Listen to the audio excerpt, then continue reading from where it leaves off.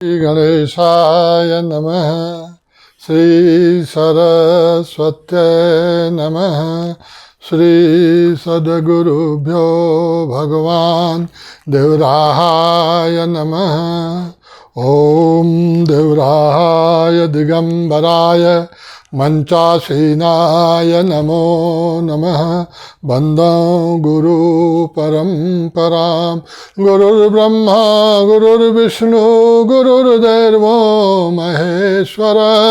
गुरु साक्षात् परब्रह्म तस्मै श्री गुरवे नमः। मंगलकरणी कलिमलहरणी तुलसी कथा रघुनाथ की। यत् रामो भयं नात्र नास्ति तत्र पराभव। श्री राम जय जय राम। जय सिया राम जय सिया राम। इस समय आदि जगतगुरु शंकराचार्य भगवान की हम लोग जयंती मना रहे हैं।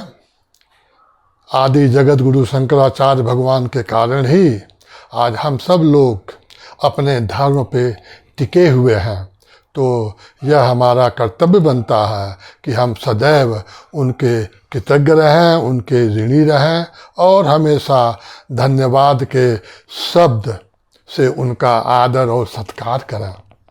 अब तक आपने देखा होगा हमने आदि जगत गुरु शंकराचार्य के वचनों को जो आपको सुनाए हैं, उसमें देवी अपराध क्षमापन स्तोत्र में कुपुत्रो जायेत क्वचिदपि कुमाता न भवति और भवानी अष्टक में जगत गुरु माता से प्रार्थना करते हैं और अंत में अपने आप को समर्पण करते हैं और कहते हैं गतिस्त्वं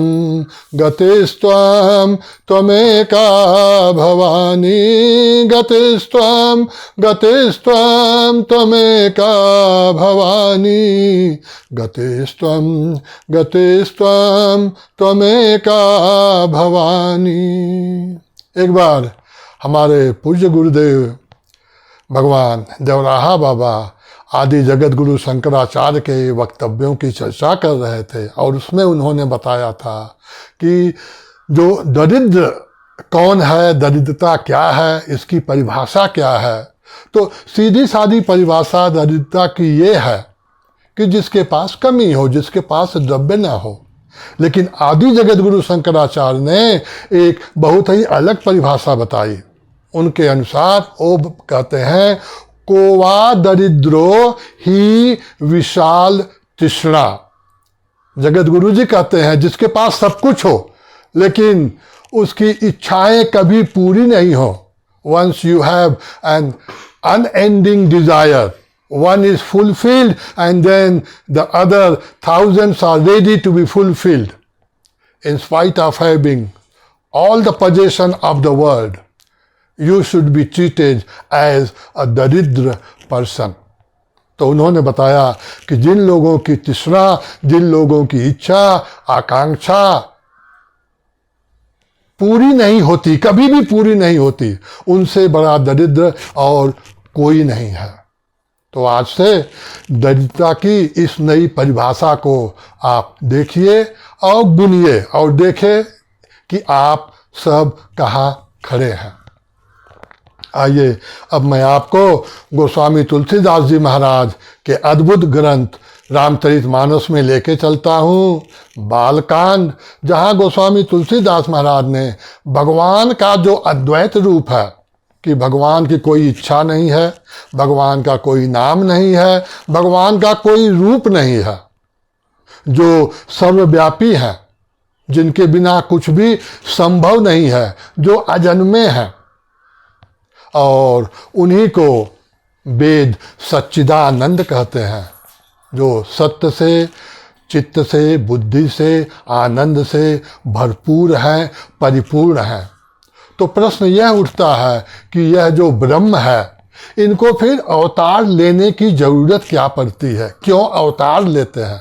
तो इसके विषय में गोस्वामी तुलसीदास जी महाराज कहते हैं, उनकी लेखनी लिखती है और बाबा जी कहते हैं, सो केवल भगतन हित लागी, परम कृपाल प्रणत अनुरागी, श्री राम जय राम जय जय राम।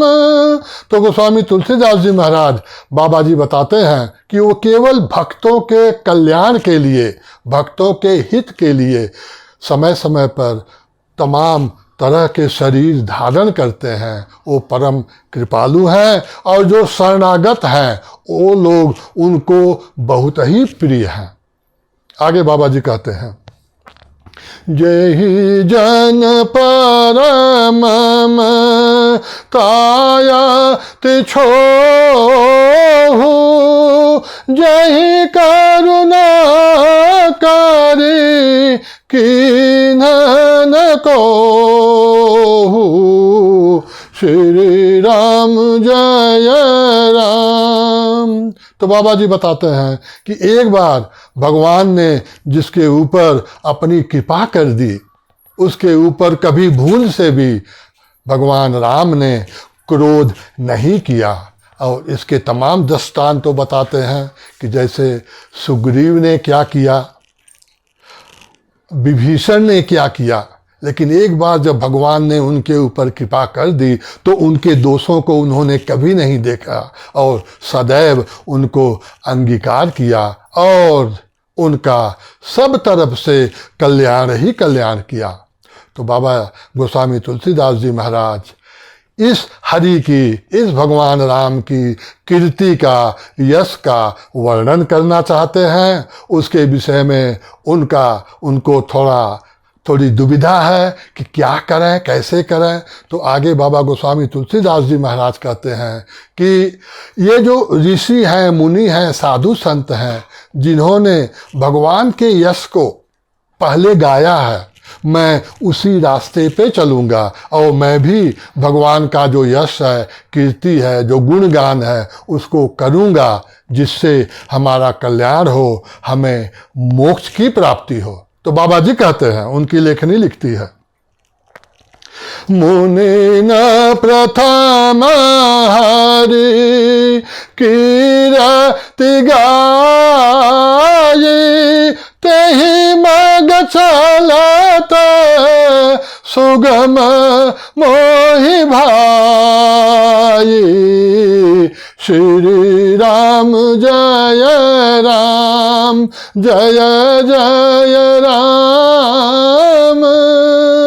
तो बाबा जी को यहाँ आते आते संतोष हो गया, उनकी समझ अच्छी हो गई। वो बिल्कुल समझ गए कि ऋषि मुनि ने जो रास्ता अपनाया है वही रास्ता मैं अपनाऊंगा, क्योंकि उन्होंने भी जो हरि की कीर्ति, भगवान राम की कीर्ति गुणगान किया है, उनकी लीला का गान किया है, वह अपनी वाणी को पवित्र करने के लिए किया है और दूसरों के कल्याण के लिए किया है। तो बाबा जी ने भी यही रास्ता चुना है और कहते हैं कि अब मैं भगवान राम का जो यश है उसका गुणगान करूँगा और भगवान राम को कोटि कोटि दंडवत प्रणाम करते हैं। पायो परम विश्राम, राम समान प्रभु नाही कहूँ। सर्वे भवन्तु सुखिनः, सर्वे सन्तु निरामया, सर्वे भद्राणि पश्यन्तु, मा कश्चित् दुख भाग भवेत्। हर हर महादेव, जय सिया राम। ओम शांति शांति शांति।